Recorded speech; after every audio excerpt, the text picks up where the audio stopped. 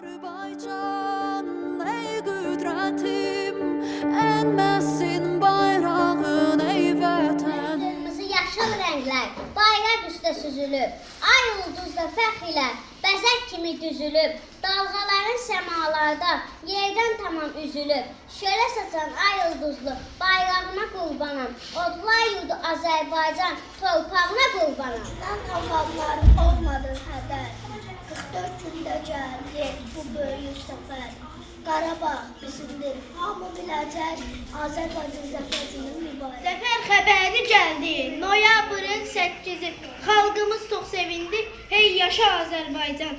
Çox şükür bu günlərə, bir qazandıq qələbə, həvəslə mən alıram bu şeirimi qələmə. Candan əziz sənəydən, hey yaşa Azərbaycan, zəfər günün mübarək, çox yaşa Azərbaycan. Bizə zəfər yaşatdı, igid oğullarımız, hər birimizi anırıq, minnətdarıq hamımız. İndi Azad Qarabağ günbə-gün abadlaşır, mənim qədim torpağım, sənə bu çox yaraşır.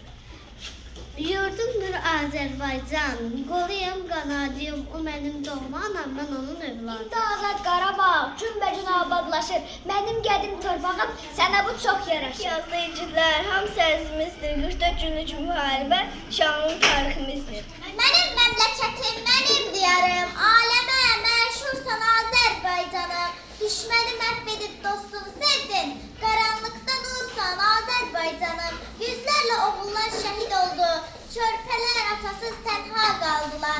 Şəhid olsalar da torpa qaldılar, igidsən, cəsursan Azərbaycan. Qarabağ azadsan, torpağında ayağı gəlmir, dağların zirvəsində qara buludlar rəsm. Şəhidlik dastanı yazsın tarixə, şəhidlik möhrü vurdun. Düşmən yazdığını qanınla pozun, torpağın adını sən vətən qoydun. Ölməmişəm, şəhidlər ölməzdir axı, ölməmişəm, yaşayıram. Dönüb vətən torpağına, torpağıma qarışmışam, sarılaraq bayrağıma, bayrağıma qarışmışam. Yuxarı qaldır, ey vətən, daha utanmağın dövranı getdi. Vətənin önündə diz çökən düşmən, qələbə səsini dünya eşitdi.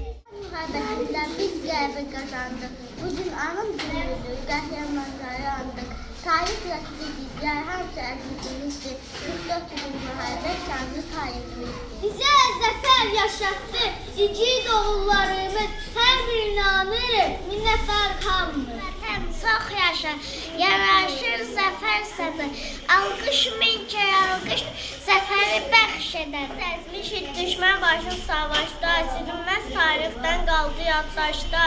Bizimdir əbədi torpaqda daşda, sevinin millət bugün zəfər günü. İgidlər, hamısı əzimizdir, 44 gün müharibə şanlı tariximizdir. Vətən müharibəsində biz qələbə qazandıq. Bugün anım günüdür, qəhrəmanları andıq. Əlbəttə ki, gözəl Şuşa, Qarabağın incisidir. Mədəniyyət sahəsində dünyanın birincisi. Zəfər yaşatdı, igid oğullarımız, hər birini anırıq, minnətdarıq hamımız. Mənə zəfər yaraşır, bugün hisslərim yaraşır, sevinclə qəhər qarışır, sən qalibsən Azərbaycan səmada.